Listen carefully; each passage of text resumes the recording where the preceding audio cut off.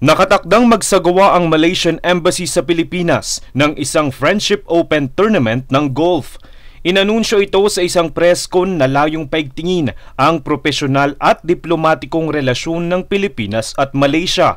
Gaganapin ito sa Pradera Verde Golf and Country Club sa Lubao, Pampanga sa October 12.